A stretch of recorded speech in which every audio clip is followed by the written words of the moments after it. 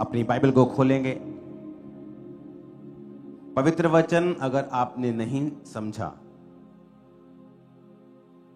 तो याद रखो,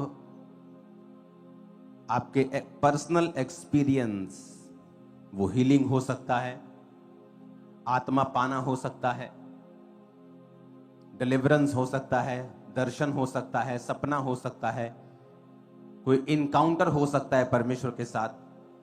वो भी आपको बचा नहीं सकते हैं अगर परमेश्वर के वचन को आपने सीखा नहीं। इसलिए यीशु मसीह ने जब शैतान के साथ सामना हुआ तो उससे नहीं कहा कि तू मुझसे ऐसा क्यों कह रहा है कि यदि तू परमेश्वर का पुत्र है, तू जानता है कि आकाशवाणी हुई थी कि मैं परमेश्वर का पुत्र हूं। तो परमेश्वर यीशु मसीह ने भी स्पिरिचुअल इनकाउंटर्स, एक्सपीरियंस जो परमेश्वर के संग उनके होते थे, उसको इस्तेमाल नहीं किया शैतान के खिलाफ लड़ने के लिए। इसीलिए आज शैतान सब कुछ करता है ताकि एक आपको वचन से बाहर कर सके और दूसरा आपको वचन पढ़ने से रोक सके। आप क्रिश्चियन हैं, आप सिर्फ प्रार्थना करते हैं, वचन नहीं पढ़ते हैं, आप कभी भी अपनी लाइफ में स्टेबिलिटी को नहीं देख पाते हैं। आप प्रेयर भी करेंगे, गलतियां भी करेंगे, आप प्रेयर भी करेंगे और आपको अलग अलग तरह की बेचैनी भी होगी और आप सोचेंगे कि मैं प्रार्थना तो करता हूं लेकिन मुझे ये बेचैनी क्यों है? क्योंकि वचन ना पढ़ने के कारण आपकी जो सोल है, आपकी जो स्पिरिट है वो भूखी रहती है, वो स्टार्व करती है, वो कमजोर होती है। जिस तरह खाना ना खाने से शरीर कमजोर होता है लोगों का, उसी तरह से आत्मा कमजोर होती है जब आप उसे फीड नहीं करते वर्ड ऑफ गॉड के साथ। एक गाड़ी में ऑयल होता है, तेल होता है, डीजल होता है, पेट्रोल होता है, इलेक्ट्रिसिटी होती है जो गाड़ी को चलाती है, लेकिन उसमें एक मोगलाइल भी होता है, इंजन ऑयल होता है जो उसको ठंडा रखता है। तो प्रार्थना एक फ्यूल की तरह है जिसके बिना गाड़ी चल नहीं सकती, लेकिन वचन पढ़ना उस इंजन ऑयल की तरह है कि अगर आप उसे नहीं डालेंगे तो गाड़ी जल जाएगी। इसलिए लोग गलतियां करते हैं अपनी लाइफ में क्योंकि वो वचन के साथ जुड़े हुए नहीं हैं। इसलिए आप जो कुछ भी करें, हमेशा अगर आपको प्रार्थना भी करनी है तो एक रूल, एक नियम बनाएं कि प्रार्थना करने से पहले आपको आधा पौना घंटा, आधा घंटा, 20 मिनट, आधा घंटा कम से कम आप बाइबल जरूर पढ़ें। जब भी आपको प्रेयर करनी है, अगर मुझे प्रेयर करनी है तो मैं जाता हूं, वर्शिप करता हूं, प्रार्थना करता हूं, क्वाइट टाइम बिताता हूं, लेकिन जब मुझे वचनों से या प्रार्थना करनी है पॉइंट्स को लेकर, उससे पहले हमेशा मैं बाइबल के अध्यायों को पढ़ता हूं। और मैंने सोचा होता है कि मैं इतने अध्याय पढ़ूंगा, लेकिन उसे ऐसे फटाफट मैं नहीं पढ़ता जाता हूं।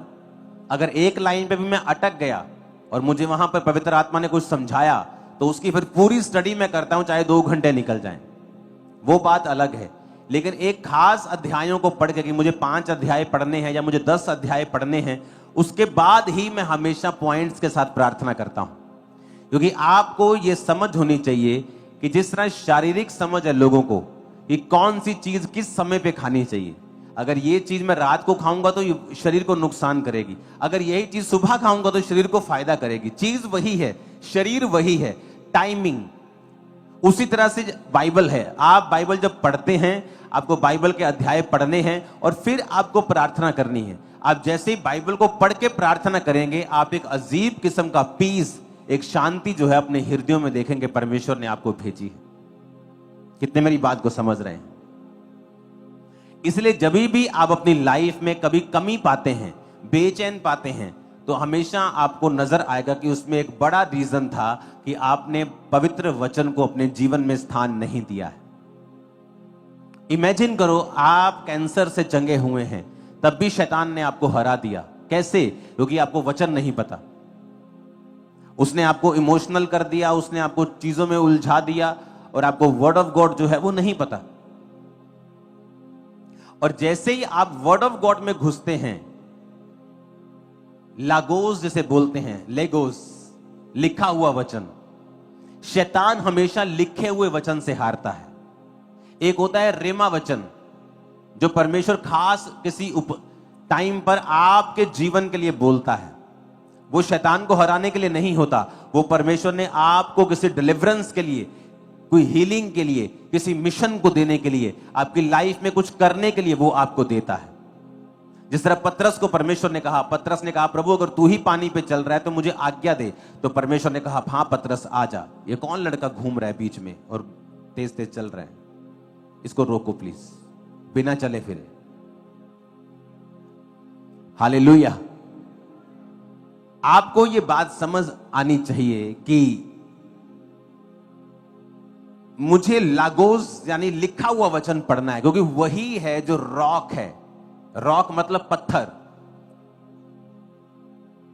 वही है जो गोलियत के सिर में घुसेगा और गोलियत जितना मर्जी बड़ा हो, एक छोटा सा पत्थर उसे घुटनों पर लाकर गिरा देगा मुंह के बाहर और उसकी गर्दन कटवा देगा, उसे पता नहीं था। जब दाऊद गोलियत को मार रहा था तो गोलियत बहुत बड़ा योद्धा था, लेकिन दाऊद ने लिखा पत्थरों को छांटा और जब गोफन से चला के मारा तो गोलियत को 1 सेकंड लगा मरने के लिए। आपको कई बार लगता है ओ शैतान देखो ये बड़े बड़े जबरदस्त हैं जी, ये तो एक पत्थर की मार है। वो वचन में घुस जाओ, आपके कदमों के नीचे गोलियत होगा। वचन से हारेंगे। जब भी शैतान और शैतानी एजेंट हारेंगे, वचन से हारेंगे। ये टाइम है वर्ड ऑफ गॉड में जाने का, पूरी तरह से अपने पवित्र वचन को पढ़ने का। ये आपका डिफेंस है, ये मेरा डिफेंस है। गोलियत हंसा, कहता तू क्या कर लेगा, तुझे दिखता नहीं मैं कितना बड़ा योद्धा हूं। उसने कहा तू अपनी तलवार के बल से मेरे पास आया, भाले के बल से आया है, लेकिन मैं तलवारों और भालों के बल से नहीं चलने वाला, मैं यहोवा के नाम से तेरे सामने आता हूं। और लिखा जैसे ही उसने गोफन चलाया उसके माथे में वो घुसा और एक बड़ा दैत्य गिर गया और मर गया। ये विक्ट्री थी अगर आप वर्ड के साथ जुड़े हुए हैं तो, क्योंकि जैसा जैसा आप वचन पढ़ेंगे आपका भरोसा परमेश्वर के ऊपर बढ़ता जाएगा। लिखा विश्वास सुनने से और सुनना मसीह के वचनों से। आप जैसे ही मसीह के वचनों को आप सुनेंगे, आपके अंदर फेथ पैदा होता है। वो फेथ वो होता है जो और किसी चीज से पैदा नहीं होता, वो सिर्फ आपका वचन सुनने से ही आता है आपकी लाइफ में।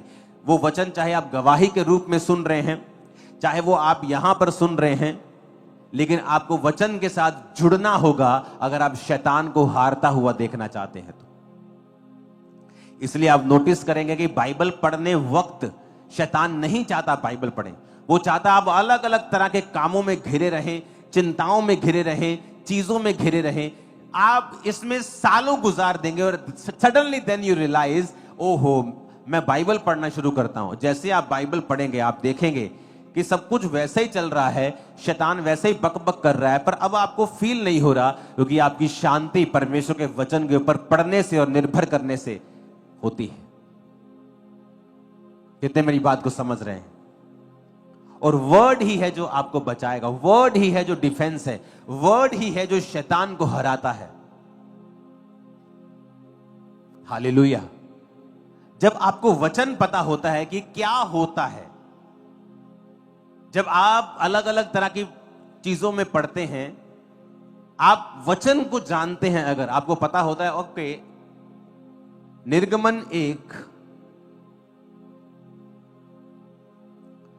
उसकी 7 आयत में लिखा है, परंतु इज़राइल की संतान फूलने फलने लगी और वे लोग अत्यंत सामर्थी बनते चले गए और इतना बढ़ गए कि सारा देश उनसे भर गया। मिस्र में एक नया राजा गद्दी पर बैठा जो यूसुफ को नहीं जानता था। उसने अपनी प्रजा से कहा, देखो इज़राइली हमसे गिनती और सामर्थ में अधिक बढ़ गए हैं,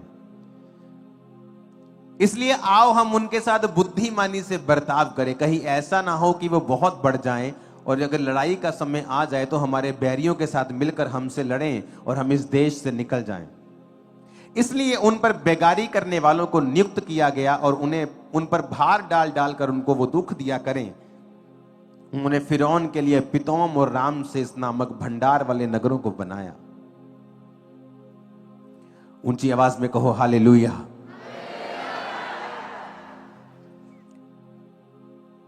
अब लिखा है कि इज़राइल की संतान फूलने और फलने लगी। आज जो आप देश सुनते हो इज़राइल, एक्चुअल में वो देश का नाम नहीं है, याकूब का नाम है इज़राइल। जब याकूब ने प्रार्थना की थी और परमेश्वर ने उसके नाम को चेंज कर दिया था कि आज से तेरा नाम याकूब नहीं होगा, आज से तेरा नाम इज़राइल होगा। तो इज़राइल जिस देश को आप सुनते हो, एक्चुअल में वो याकूब का नाम था, जिससे सारे 12 गोत्र निकले थे। यीशु मसीह का गोत्र यहूदा वहां से निकला। लेवी लोग जो सेवा करते थे, याजक थे, वो भी उस गोत्र से निकले। रूबेन जिसने अपराध किया, जिसने व्यभिचार किया और उसे नीचा किया गया, वो भी उसी गोत्र में से निकला। ऐसे 12 गोत्र, एप्रेम और मनश्शे जो यूसुफ की संतान थे, यूसुफ को उसमें नहीं शामिल किया गया, बल्कि उसके 2 बच्चों को भी उन गोत्रों में शामिल कर लिया गया। तो आप जो इज़राइल पढ़ते हैं वो एक्चुअल में याकूब का नाम था। तो लिखा याकूब की संतान फूलने और फलने लगी। उस देश में वो इतना बढ़ गए, इतना बढ़ गए, इतने ज्यादा हो गए कि जो मिस्र का नया राजा गद्दी पर बैठा था वो उनसे डर गया कि ये बहुत ज्यादा हो गए हैं, ये पॉलिटिकली कुछ गड़बड़ कर देंगे, तो मुझे अपना राज्य बचाने के लिए, लिखा वो उन पर बेकारी करने वाले, यानी जो काम करने वाले थे, उनको दुख देने लगे। उनको भांति भांति का काम दिया गया, मिट्टी का, गारे का, ईंटें बनाने का, जो सबसे मुश्किल काम था वो इजरायलियों को दिया गया। ये सोचकर कि अब हम इनको दुख देंगे और इनको सप्रेस करेंगे, इनको दुखी करेंगे, इनको लेबर में इतना डाल देंगे कि इनकी जाति खत्म हो जाएगी। क्योंकि इनको लेबर इतनी मिट्टी में इनको काम करवाएंगे कि 50-60 साल में इनके फेफड़े खराब हो जाएंगे। इतना मिट्टी का काम कराएंगे कि पेट ही खराब हो जाएगा इनका, मर जाएंगे अपने आप, और 50-50, 40-40 साल में इनको मार देंगे और उसके बाद फिर हमारा राज्य स्थापित हो जाएगा। पर हुआ क्या? 14 आयत में लिखा, उनके जीवन को गारे, ईंट, खेती के भांति भांति के काम की कठिन सेवा से दुखी कर दिया। जिस किसी काम में वो उनसे सेवा करवाते थे, कठोरता का व्यवहार करते थे। हालेलुया। और 12 आयत पढ़ेंगे अब। लिखा, ज्यों ज्यों वो उनको दुख देते गए, त्यों त्यों वो बढ़ते और फैलते गए। ताकत के साथ हालेलुया बोल दो जरा। 12 आयत को फिर पढ़ेंगे हम। 1 2 3 बोलने पर सब कलीसिया मिलके ऊंची आवाज में डिक्लेयर करेगी। बोलो 1 2 3।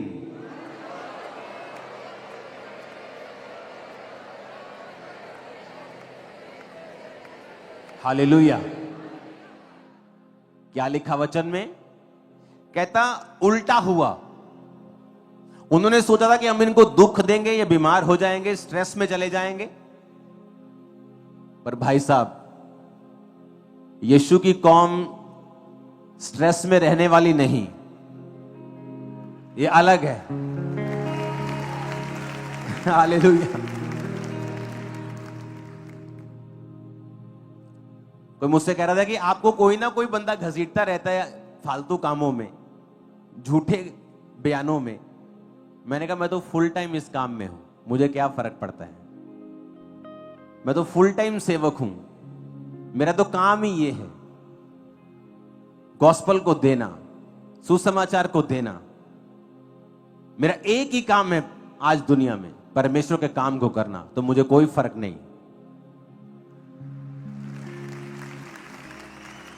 तो बाइबल कहती ज्यों ज्यों वो उन्हें दुख देते गए, त्यों त्यों वो बढ़ते और फैलते। उन्होंने तो प्रोग्राम बनाया कि इनको लॉ बनाया ना, लॉ चेंज किया कंट्री का, ऐसे इन लोगों को थोड़ा टाइट कर दो। लेकिन जैसे टाइट किया वो फैल गए, बढ़ गए।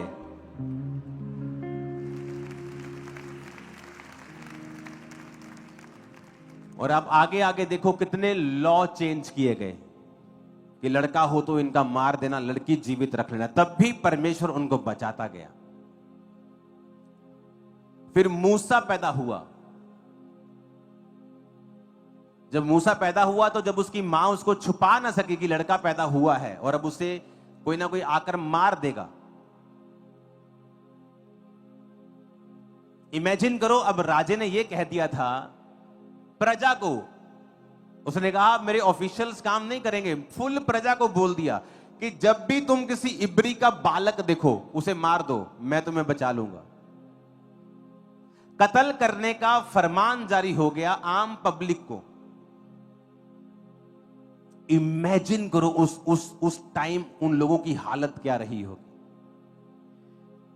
कि ये यहोवा को मानने वाले लोगों के घर में जब बेटा हो तो मैं अपनी प्रजा को आज्ञा देता हूं, लाखों लोगों को, कि तुम्हें जहां भी इब्री बालक मिले उसका कत्ल कर दो, मैं तुम्हें ऑथराइज्ड करता हूं कत्ल करने के लिए। राजे का हुक्म देखो। और फिर भी जब मूसा पैदा हुआ, वचन कहता है, और वचन कहता है उसकी मां और उसके पिता लेवी घराने से थे, right lady and right man, सही आदमी और सही औरत दोनों की शादी होती है। और जब सही कुछ होगा तो लिखा परमेश्वर ने उनको मूसा दिया। जब मूसा आया तो उस जब बालक छुपा ना पाई वो, तो उसने सोचा कि कोई इसको मार दे, इससे अच्छा है कि मैं अपने हाथों से इसे जल प्रवाह कर दूं। तो टोकरी बना के उस पर मिट्टी लगा के वाटरप्रूफ करके उस टोकरी को उसने नील नदी में छोड़ दिया। जब नील नदी में छोड़ा तो राजकुमारी नील नदी पे नहाने के लिए आई, जबकि अगर आप मिस्र की हिस्ट्री पढ़ें तो राजकुमारियां नदियों पर नहीं नहाती थी। उनके लिए महलों के अंदर स्पेशल पॉन्ड होते थे जहां पर वो नहाती थी। राजकुमारियों को नदियों में नहाने की आज्ञा नहीं थी। पर उस समय वो सारा इंसिडेंट परमेश्वर की ओर से ठहराया गया था कि जैसे ही उधर से उसने अपना बच्चा नदी में छोड़ा और उसकी बहन जो थी मूसा की, वो उस पानी को बहते हुए, उस बच्चे को बहते हुए दूर दूर देखती गई कहां तक जाता है, कहां तक जाता है। तो उसको दिखा कि राजकुमारी ने उस बच्चे को पकड़ लिया, उस टोकरी को कहा कि टोकरी आ रही है। उसकी सहेलियों ने पकड़ा और खोला तो रोता हुआ इब्री बालक था। जब वो रो रहा था तो उसको तरस आ गया, और वो लड़की वही थी मूसा की बहन। और उसने कहा कि ये बहुत रो रहा है, अगर तू चाहती है तो मैं किसी इब्री जनानी नु फड़ लिया, वहां दूध पिया देवे। कहती जब पकड़ लिया तो वो उसी की मां को ले आई। और सुनो, उसी की मां को वो ले आई और उसकी मां को वो कहती, वो रानी की, जा और इसको दूध पिला, जब बड़ा हो जाएगा तो मुझे दे देना। वचन कहता है कि उसको पालने के, मूसा की मां को अपने बच्चे को पालने के पैसे भी मिलते रहे।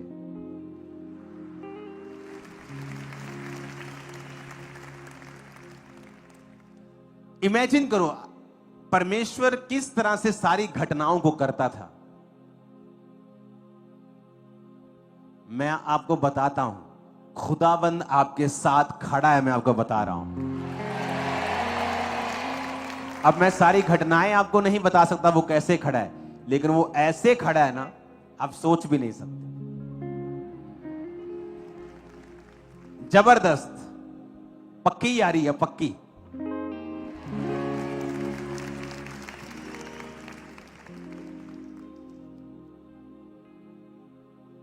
वो जवानी में होते ना, मेरे पक्के पक्के यार थे कुछ, उनको कुछ बोल देना कि उसने कुछ ऐसा कहा, चल चलिए अपन हुणे चलिए, चल।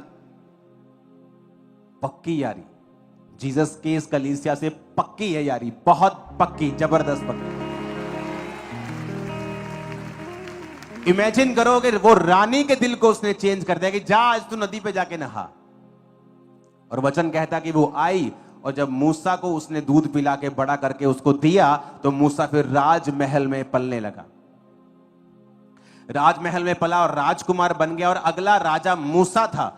लेकिन वचन कहता है उसको पता था कि वो इब्री है, और जब बाहर जाकर अपने इब्री भाइयों की हालत देखने लगा तो उसको पता था कि वो इब्री लोगों को वो छुड़ाना चाहता था। और बाइबल कहती है उसने एक मिस्री को मार दिया जब उसने इब्री के ऊपर कुछ जुल्म किया। और कल को फिर निकला कि इब्री लोग मेरा आदर करेंगे, और दो इब्री आपस में लड़ रहे थे। तो एक ने कहा कि तू हमें क्यों समझा रहा है, जैसे कल तूने एक मिस्री को मार दिया था, हमें भी मारना चाहता है।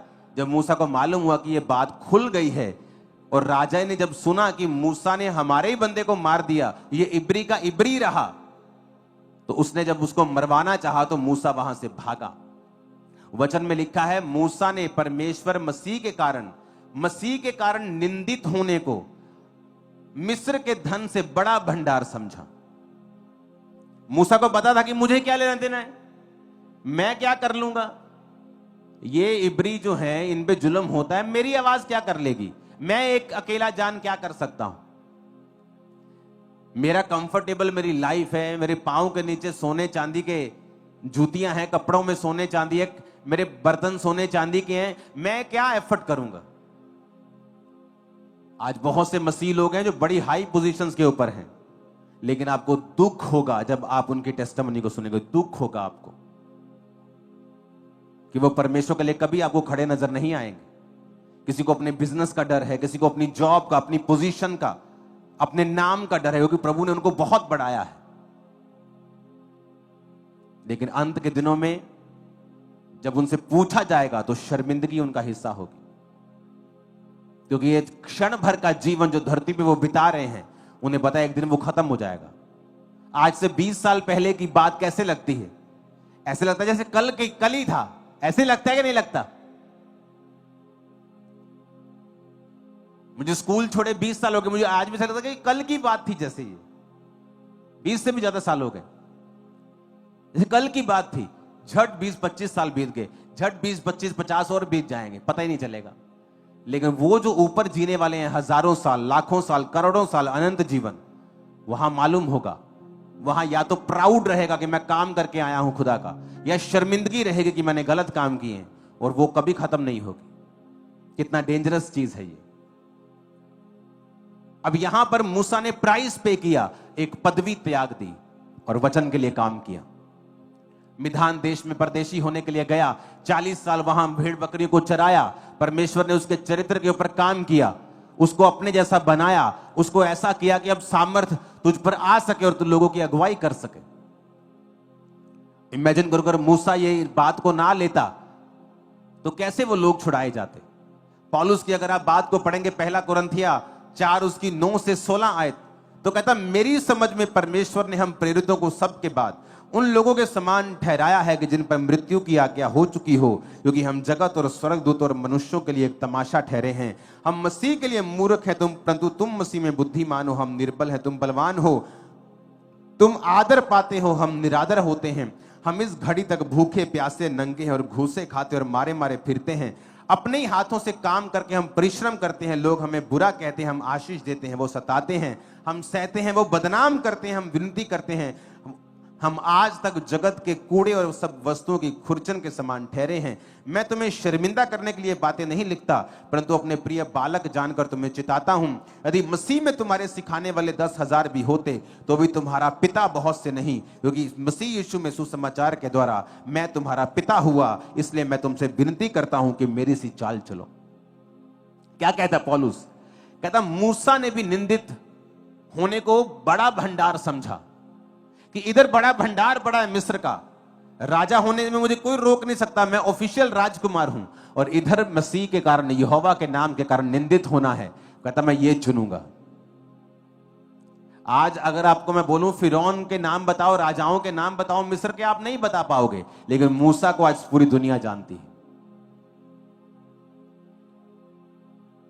वचन कहता है कि पौलुस ने भी उसी जीवन को अपनाया। उसने कहा लोग बदनाम करते हैं, हम अच्छा करते हैं, वो बदनाम करते हैं, पर कहता ऐसा क्यों है? क्योंकि हमने एक प्राइस पे करना है गॉस्पल के लिए, और परमेश्वर हमारे संग खड़े होंगे। 2004, 2005, 2006 में लोगों ने बदनाम करने की कोशिश की, तो परमेश्वर ने मुझे कैसा ऊंचा किया। जो आज लोग कर रहे हैं, फ्यूचर देखना कैसा होगा। तुम्हारी पहुंच से बाहर होगा, एक ऐसे लेवल पे होगा जो इमेजिन नहीं किया जा सकता।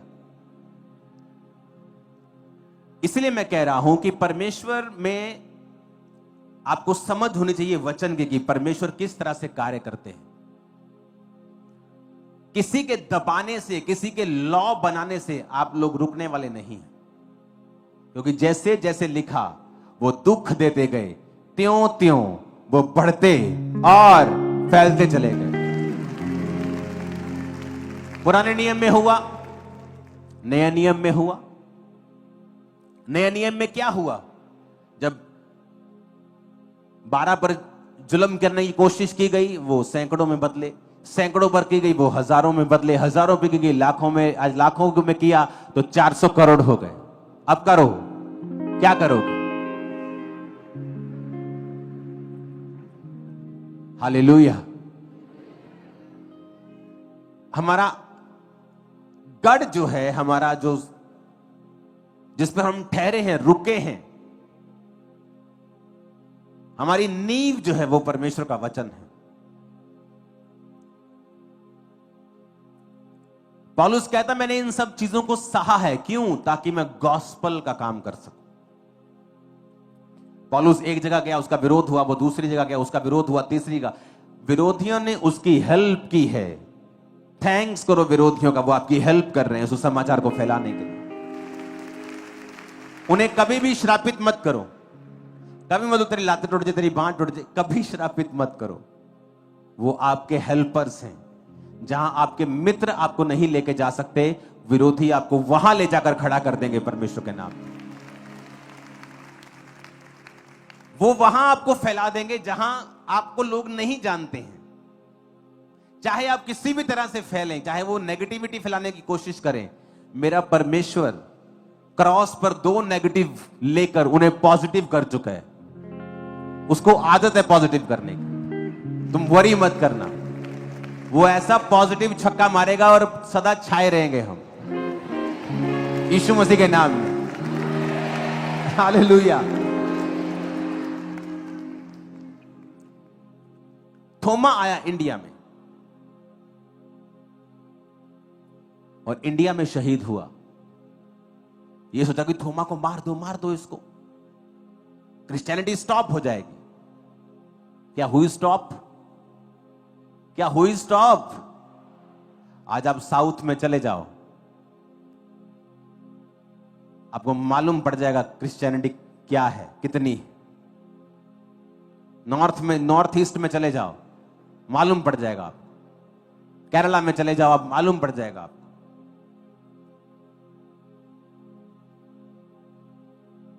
क्रिश्चियनिटी की एक खूबी है, जब एक क्रिश्चियन कट्टर होता है, वो मारने वाला नहीं बनता, मार खाने वाला बन जाता है। ये खूबी है क्रिश्चियनिटी में। लोग बोलते हैं अभी ये कट्टर हो गया। कट्टर मतलब अभी ये मारे पीटेगा लोगों को। पर क्रिश्चियनिटी में अगर कोई कट्टर हो गया तो समझो वो कबूतर की तरह भोला हो गया, पर सांप की तरह बुद्धिमान भी है। बुद्धिमान है, उसे मालूम है क्या करना है, लेकिन कबूतर की तरह भोला है। कबूतर कभी आपको नुकसान नहीं करता। हमारा लड़ने वाला ये बात मैं एक बार फिर क्लियर कर दूं, खुदावन के लोग जवाब नहीं देते, वो माफ कर देते हैं। लेकिन एक बात कान खोल के सुनना, मैं आत्मा में हूं, खुदा माफ नहीं करता है। ये याद रखना। ये मत सोचना खुदा कुछ नहीं करेगा। खुदा ने कहा तुम माफ करो, पलटा लेना मेरा काम है, मैं बताऊंगा कैसे होता है। जब मैंने परमेश्वर का विरोध किया था, मेरा किसी ने विरोध नहीं किया। जब मैंने प्रभु का विरोध किया, मुझे किसी ने बुरा भला नहीं कहा। लेकिन जो मेरी हालत हुई थी, मैं सुसाइड के इतने करीब था, आप सोच भी नहीं सकते। वो मेंटल टॉर्चर के दिन इतने बुरे थे कि मैंने अपनी लाइफ में ऐसे दिन कभी नहीं देखे थे। कुछ भी खा नहीं सकता था। जैसे ही खाना मेरे सामने आता था, इविल स्पिरिट मुझ पे अटैक करता था। तब इविल स्पिरिट नहीं मालूम था कि ये इविल स्पिरिट है। ऐसा लगता था खाना देखकर कोई मेंटली अटैक होते थे। इमेजिन, आप खा नहीं सकते, आप जा नहीं सकते, आप कुछ कर नहीं सकते, विरोध करने के कारण। बाइबल कहती परमेश्वर के हाथों में पड़ना भयानक बात है। माफ खुदा के लोगों ने किया है। जब खुदाबंद पलटा लेगा तो वो तसल्ली करवा देगा। फिर मैं आपको बता रहा हूं, लेकिन वचन यही कहता है कि विरोधियों को माफ करो ताकि एक दिन वो बचाए जा सके। वो जब परमेश्वर उनको पकड़ लेगा, उन्हें मालूम होगा कि कुछ तो हमने गलत किया है। फिर वो ढूंढेंगे और पड़ताल करेंगे और समझेंगे कि हमारी लाइफ के ऊपर जो कर्स हैं, जो श्राप हैं, जो चीजें हम फेस कर रहे हैं, वो परमेश्वर हमारे जीवन में कर रहा है। लेकिन उसने तुमको कहा है, मुझको कहा है, हे प्रियो अपना पलटा खुद मत लेना, क्योंकि पलटा लेना मेरा काम है। परमेश्वर के हाथों में पड़ना भयानक बात है, बाइबल कहती है। कलीसिया को यह समझ होनी चाहिए कि यह टाइम प्रेयर करने का, आनंद मनाने का। लिखा उस नगर में बड़ा आनंद छा गया, जिस नगर में विरोध को देखा और वहां पर फिर सुसमाचार फैला। 25 को इस नगर में आनंद ही आनंद होगा इन जीसस ने।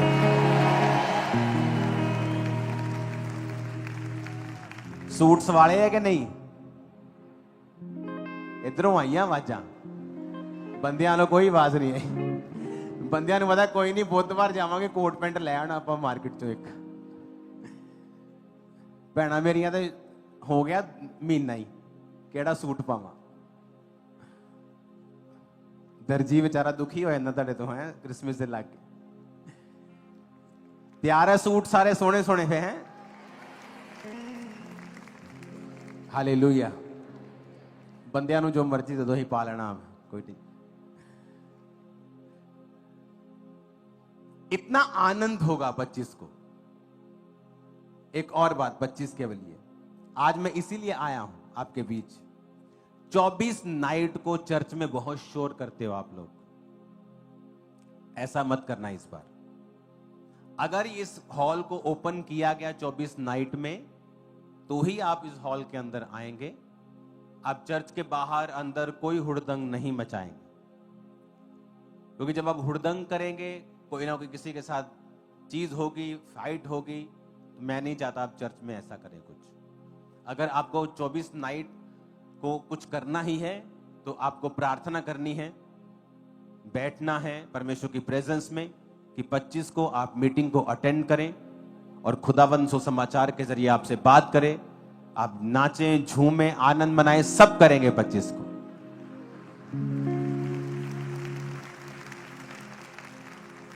कोई एक दो भंगड़े दे स्टेप सीख लो 25 ਲਈ, यूट्यूब खोल के। आमीन। हमेशा दिमाग में रखो कि परमेश्वर की कलीसियाएं कैसे बड़ी हैं। फिर से बोलो, उस आयत को फिर से हम पढ़ेंगे, 12 आयत को। 1 2 3 सब पढ़ो।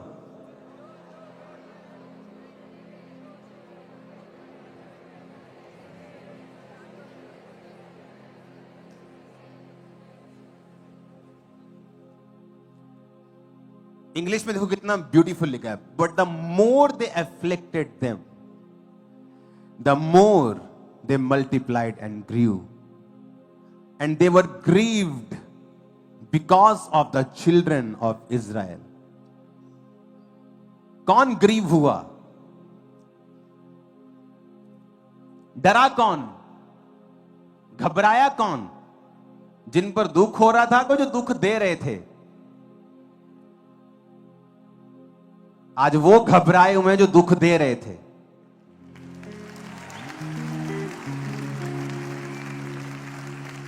वचन पूरा हुआ कि नहीं हुआ? है कि नहीं जिंदा परमेश्वर हमारा?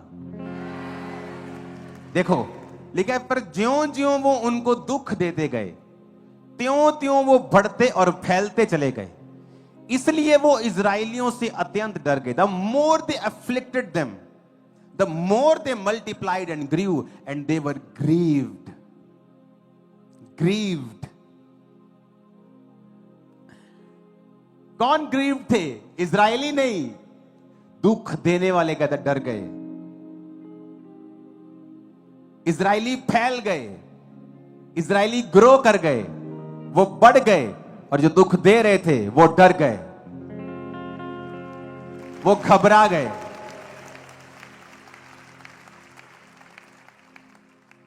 क्योंकि ये काम परमेश्वर का है। इमेजिन करो कि डर कौन रहा है, घबरा कौन रहा है? जो दुख दे रहा था, जिन पर जुल्म हो रहे थे, वो डरे घबराए नहीं, वो बढ़ गए, बाइबल कहती है।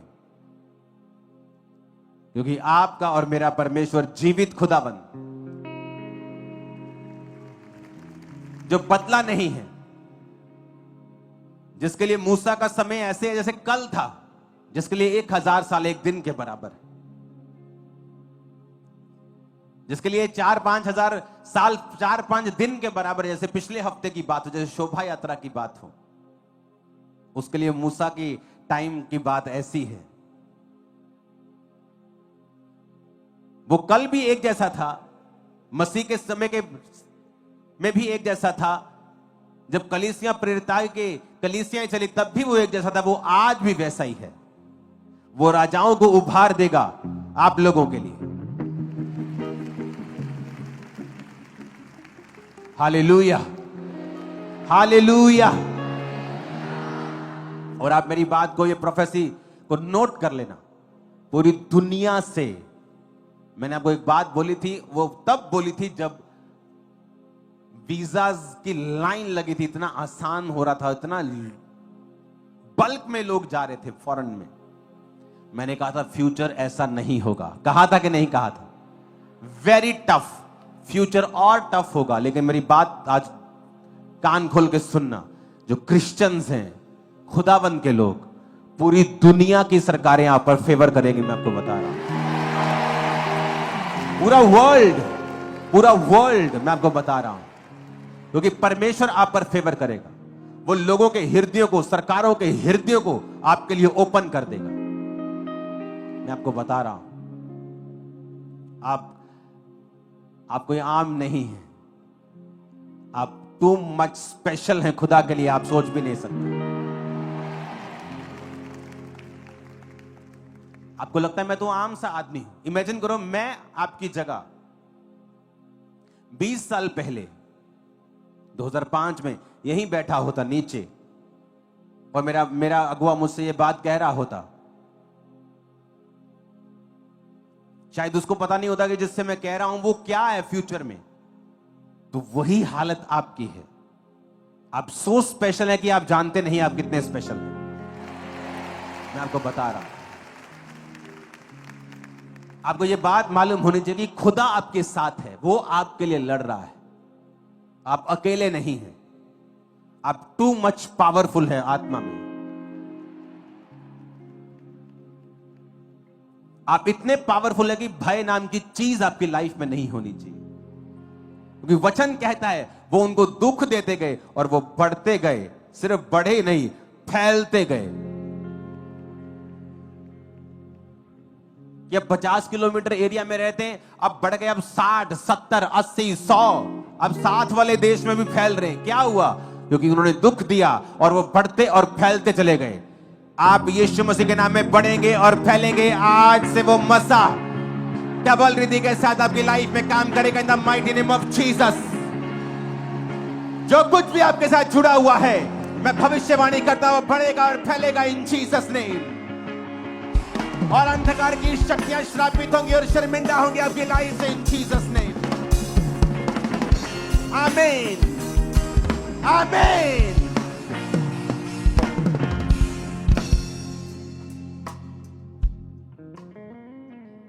अपने हाथों को उठाओ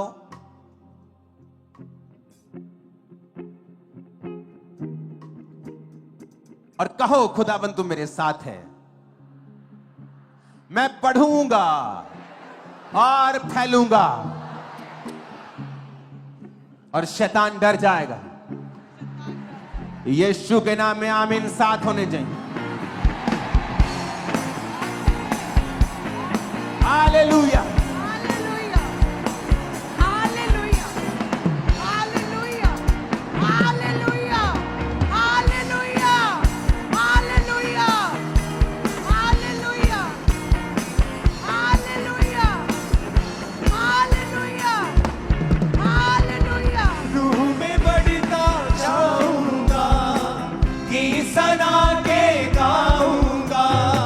रूह में बढ़ता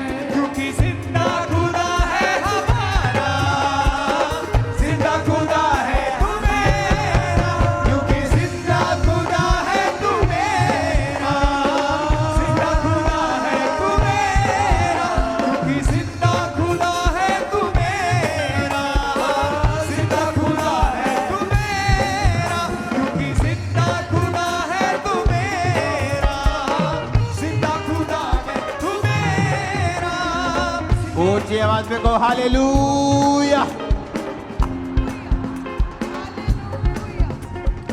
आमीन।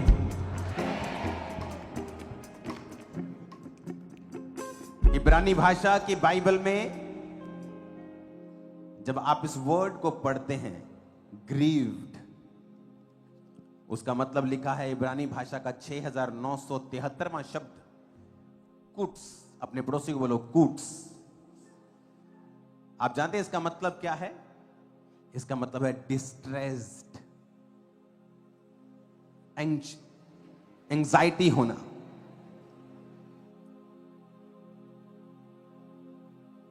थक जाना। वचन कहता है कि वो दुख देकर थक गए, डिस्ट्रेस्ड हो गए, एंग्शियस हो गए, चिंता में चले गए। चिंता में किनको जाना चाहिए था? इजराइलियों को।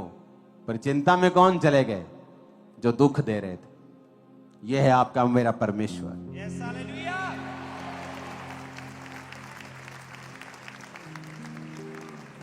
लिखा वो थक गए, बी वेरी, एंग्शियस हो गए, डिस्ट्रेस्ड हो गए कि जो हम चाह रहे हैं वो हो नहीं रहा।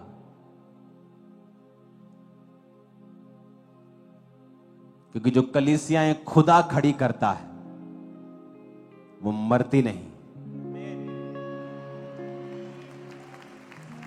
उठाओ अपने हाथों को।